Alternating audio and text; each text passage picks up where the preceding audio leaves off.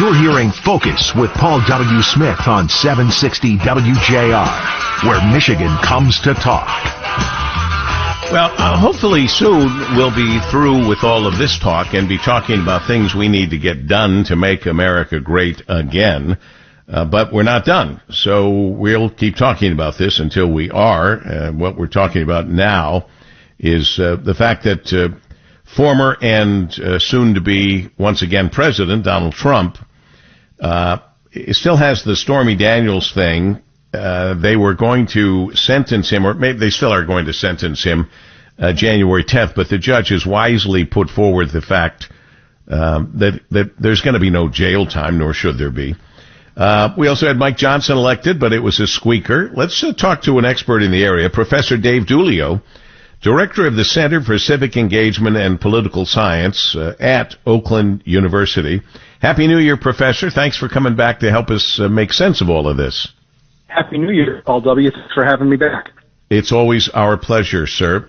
Let's go with Mike Johnson first. He was elected as House Speaker during the first round of ballots by a razor-thin margin, 218 to 215. In fact, when they did the count, before there was some arm twisting, he didn't make it, but he ended up making it after some presidential and other arm twisting, I guess.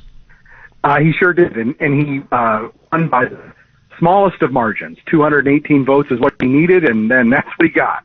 I think the big takeaway here is Republicans learned their lesson from 2 years ago and the protracted, let's say, escapade that they went on in what resulted in Kevin McCarthy being elected Speaker after 15 ballots, which was a similar sort of protest movement in that a number of much more conservative members wanted to demonstrate their power as a bloc in the chamber, and they dragged it out, as you know, for more than a week. This time around, they still showed that they have power and that they have influence and that they are not going away.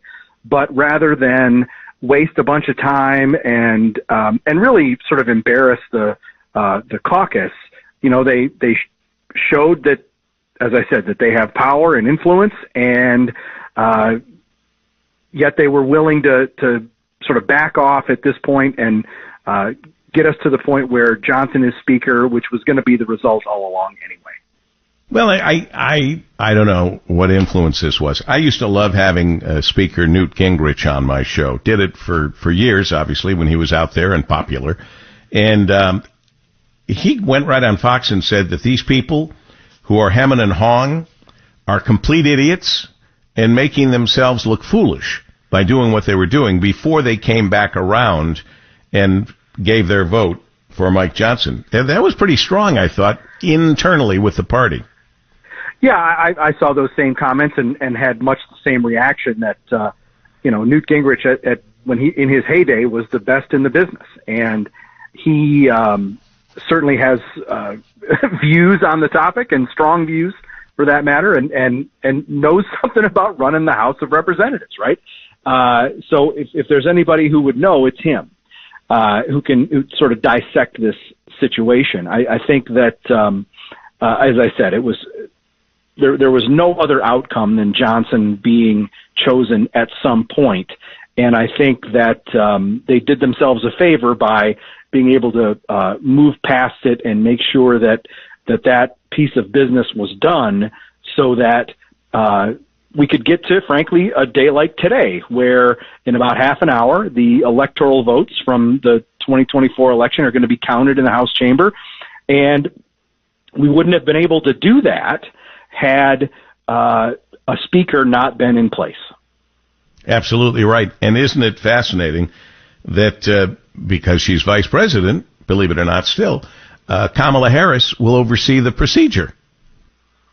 She certainly will, and she will count the votes that will elect Donald Trump and J.D. Vance to be president and vice president, much the same position that Al Gore was in 2000 when he counted the votes that elected George W. Bush and Dick Cheney over his candidacy.